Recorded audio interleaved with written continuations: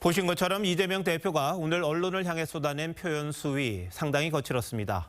총선 대승 이후에 당을 장악하면서 한동안 여유와 자신감을 보여줬었는데 일주일 전 이화영 전 부지사 판결 이후 많이 달라졌다는 평가들이 나옵니다. 민주당을 취재하고 있는 최민식 기자와 함께 관련 얘기 나눠보도록 하겠습니다. 자, 최 기자, 어제 의원총회에 갑작스럽게 불참을 했죠. 그리고 오늘 발언도 그렇고 이화영 전 부지사 판결 이후에 속내가 좀 복잡해졌다, 이렇게 봐야 합니까? 네, 그렇습니다. 최근 이 대표는 연금개혁이나 민생지원금 같은 여러 정책 이슈를 주도해 나가는 등 차기 대권 주자의 면모를 과시하는 움직임을 보였습니다.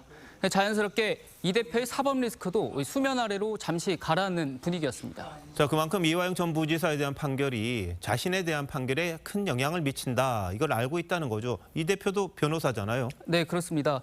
특히 이 전 부지사에게 중형을 선고한 재판부가 이 대표 재판까지 맡게 되면서 상황이 좋지 않다고 느낀 듯합니다. 어제 하루 종일 비공개 일정을 소화한 걸로 알려졌는데 향후 재판과 관련된 일정 아니었겠느냐, 그런 해석도 나왔습니다. 자, 그런데 이 대표는 언론들이 왜곡, 조작한다, 이런 말을 했는데 맞습니까? 일단 이 대표의 주장은 지난해 5월 안보수 아태협 회장의 1심 판결과 이화영 전 부지사의 1심 판결 내용이 좀 다른데 왜 그걸 설명하지 않느냐는 겁니다.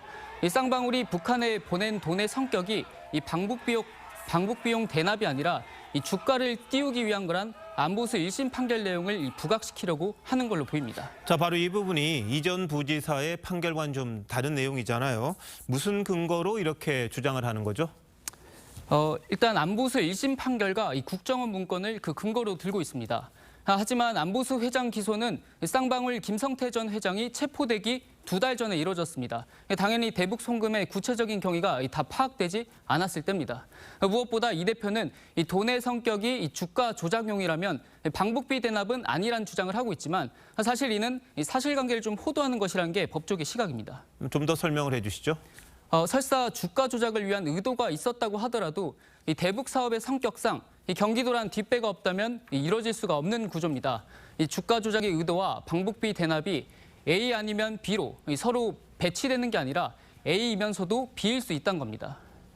특히 이 대표가 근거로 들었던 안보수 회장의 1심 재판부 역시 경기도가 북한에 약속한 스마트팜 건설 비용을 쌍방울이 대납해 주기로 했다는 부분은 사실로 인정했습니다. 네, 자, 오늘 법사위를 보니까 이른바 대장동 변호사들이 상당수 있다, 이런 이야기가 있었잖아요. 뭐 그 출신 의원들을 비롯해서 야당 의원들이 이 대표 재판 배당이 정당하냐, 이런 이야기를 했는데 좀 과한 것 아닙니까?